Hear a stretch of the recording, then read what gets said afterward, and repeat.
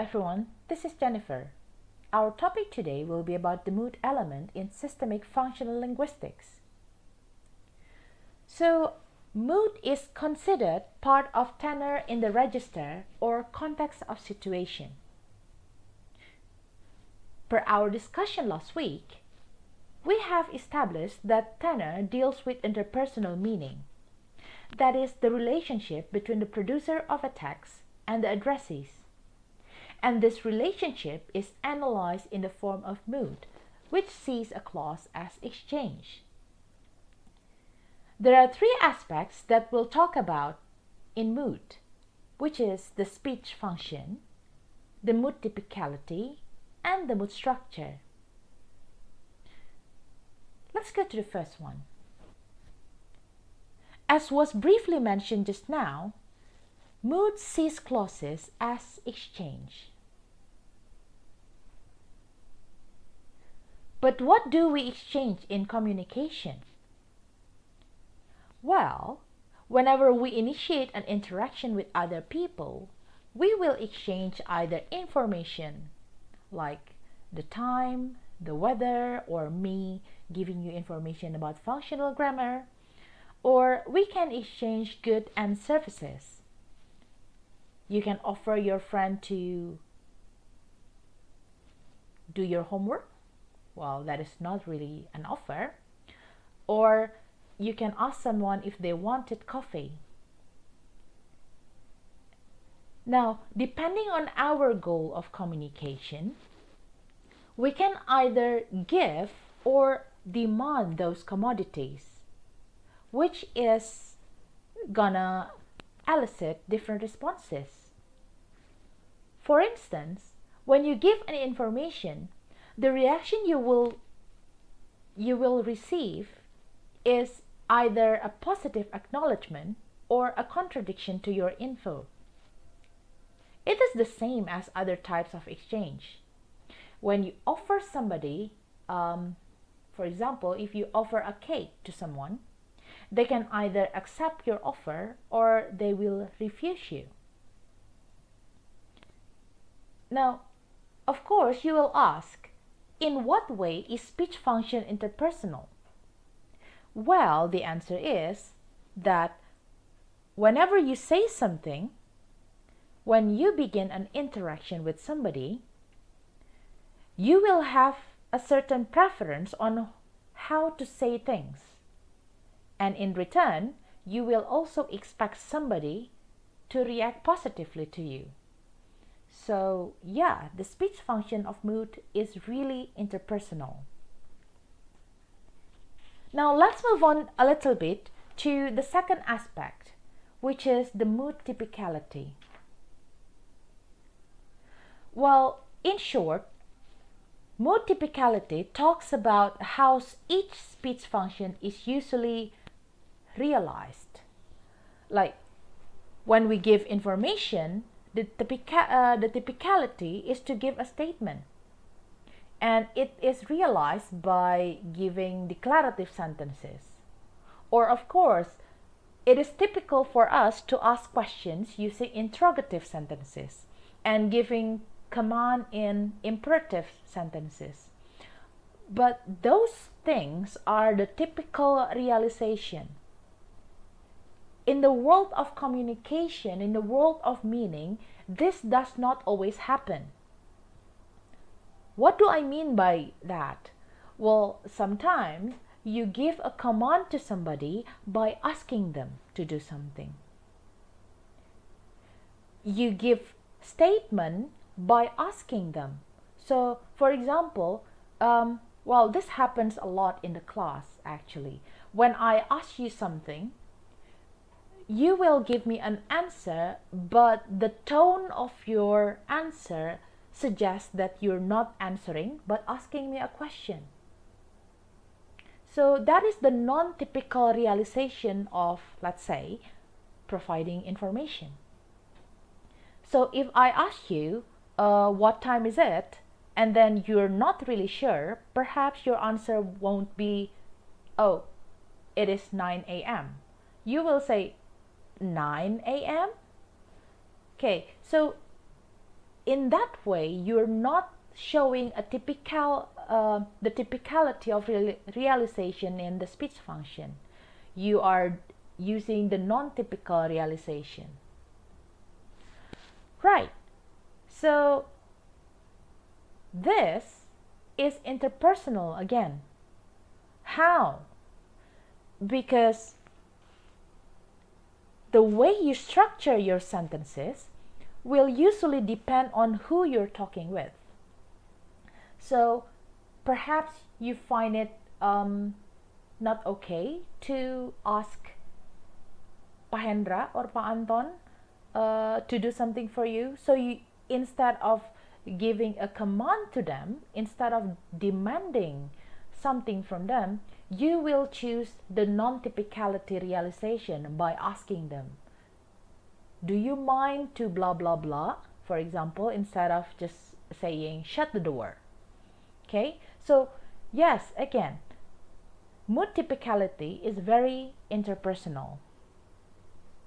And now we're going to the third aspect, which is the mood structure. Oh, this is going to be fun. So the main analysis of mood will be focused on the structure. Of course, the identification rely heavily on the mood structure, but later on in the analysis, you will have to deal with the mood typicality and speech function. But of course, we're going to talk about it further in our meeting this week. So yeah, the mood structure. Let's give you an example. He isn't my teacher. If you see here in the box, they are divided into two big categories, the mood and the residue. And yes, these two elements are the big category in the mood analysis. And the most important part of the mood analysis is the mood. Okay, we're going to discuss the mood first, and then we will move on to the residue. So, mood. To identify the mood part of a clause, we first need to know its element. The mood element comprises of subject, polarity, and finite, and we're going to focus on the first two. It is very easy to find the mood part of a text by doing what we call as tag analysis, or question tag as you perhaps know it. Let's see. He isn't my teacher, is he? Pa Dodo isn't my teacher, is he? She will come, won't she? To make it simple, mood is the element that gets picked up in the tag. So usually you use the subject and the auxiliary verb as the tag, and those parts are the mood. Let's see. Is he your teacher? The answer is no, he isn't. He isn't my teacher, is he? So here the subject is the word he, because it is picked up in the tag, and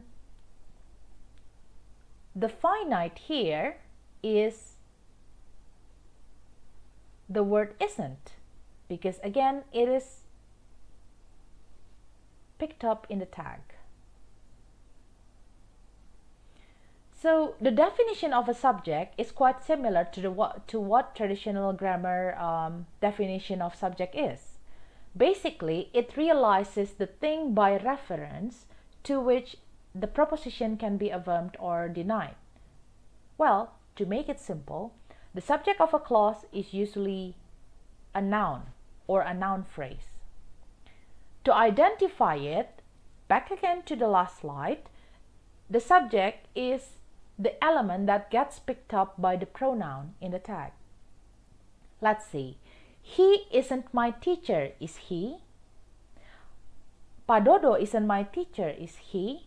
So both the word he at the beginning of the clause and the word padodo are picked up by the pronoun he at the end, which means they are the subject.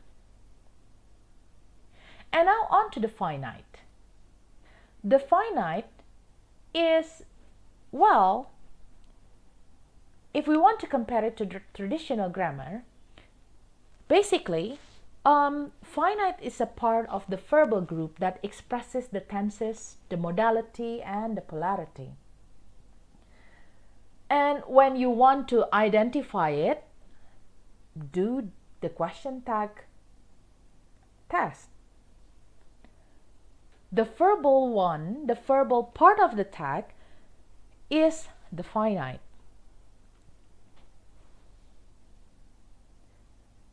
Now, remember that not all finite are like this. Let's take a look. We can do the homework tomorrow, and then when you add a tag, it will become can't we? It must have been love, mustn't it? So the word must and the word can here is considered the finite. However, you need to remember that not all finites are easily spotted like this. Sometimes they are fused with the predicator. What is the predicator? Predicator is part of the residue. So, like I mentioned before, the mood consists of two parts. The mood element, subject and finite, and the residue, predicator, complement, and adjunct. Let's take a look at this. She loves me. In the analysis, what you need to do is to put them in the table like this. So the word she is the subject, and the word loves is divided into two, because it has the word loves is a combination between the word does, the auxiliary verb that expresses the tenses, simple present tense in singular form, and the predicator or the main verb itself. So yeah, you have to remember that in English, some of the words or some of the verbs are usually fused with the tenses, especially the do, does, and did. So yeah, loves come from the word does plus love, loved, did plus love. Love itself, if you use it in simple present, it indicates the plural verb, which means that it also belongs to two parts, the finite do and the predicator love. Now, since we are on the topic of finite and predicator, let's talk a bit about the predicator. Yeah, I'm going to skip this one. So the predicator is the lexical or the content part of the verbal group. If you perhaps still remember your morphology class, perhaps you know which one is the lexical word, which one are content or function words. So yeah, predicator are basically the content part of the verbal group. In this case, Dodo and Lady were playing gut tricks. We can see here that the word playing, were playing, are the verbal group. The word will never support are the verbal group. But the main word here, the main action goes to the word playing and the word support. That's why they are called the predicator. So here are some examples that you can see. We can do the homework tomorrow. So usually the finite is only one single word. Why? Refer again to the question tag test. Usually the only verbal thing that is picked up in the tag is one word, and therefore this is the same. The finite is usually one word.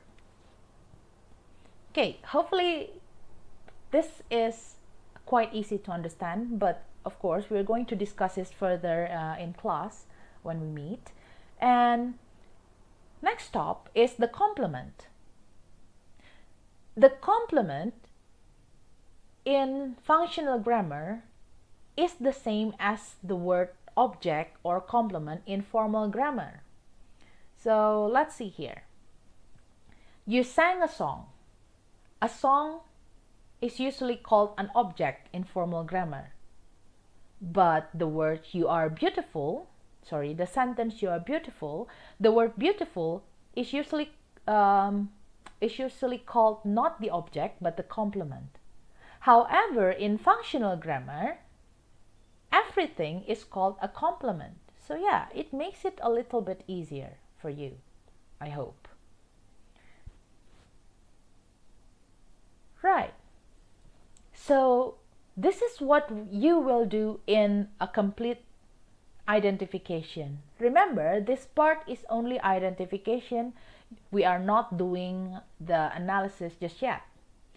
Chuchu killed the mouse. Oh, take a look at this.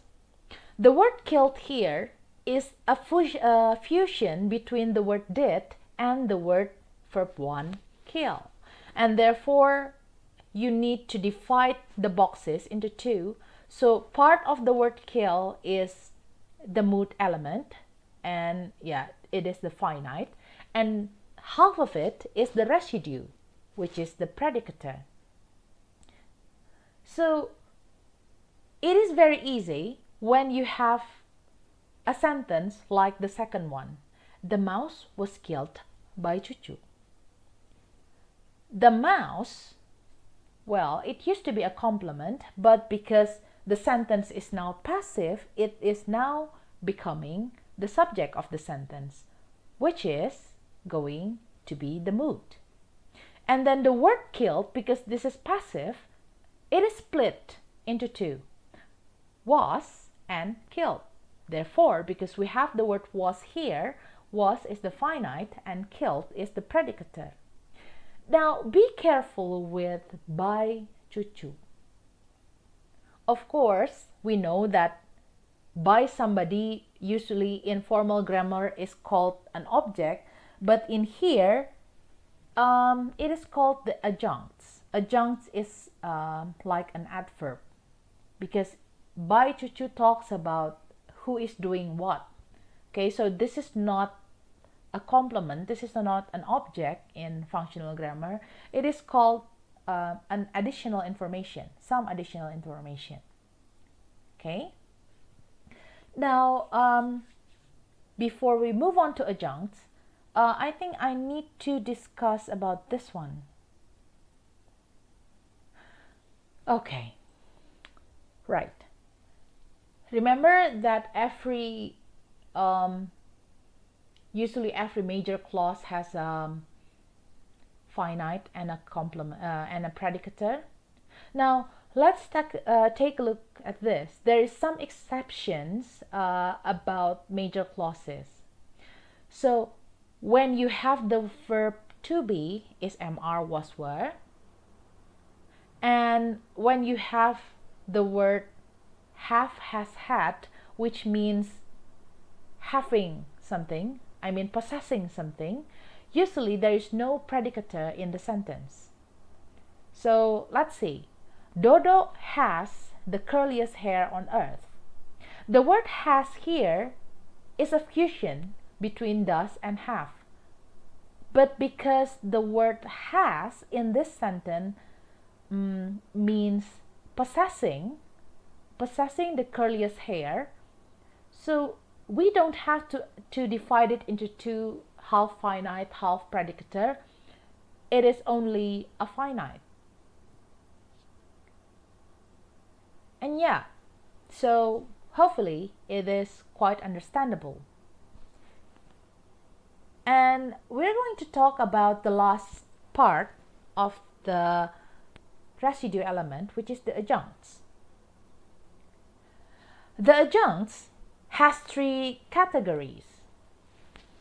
The circumstantial here, or ideational, the modal or the mood adjuncts, and the textual adjuncts. So to make it simple, the textual adjunct will not be analyzed in mood analysis. In any part of mood analysis, you're not going to analyze textual adjuncts. So all you need to do is just put a blank space in the box.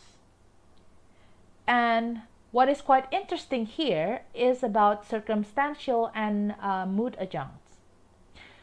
Circumstantial adjunct, as you can see in the presentation, can be understood as the adverb of the clause. Usually it provides additional information such as time, place, cause, matter, beneficiary, agent is by whom, and manner. They can appear anywhere in the clause. Remember, so circumstantial adjuncts do not only appear at the end of a clause. It can be at the beginning, it can be at the middle of the sentence. So yeah, you need to be really careful about it. Modal adjunct or mood adjunct, like its name, is not part of the residue. In fact, it is part of the mood analysis.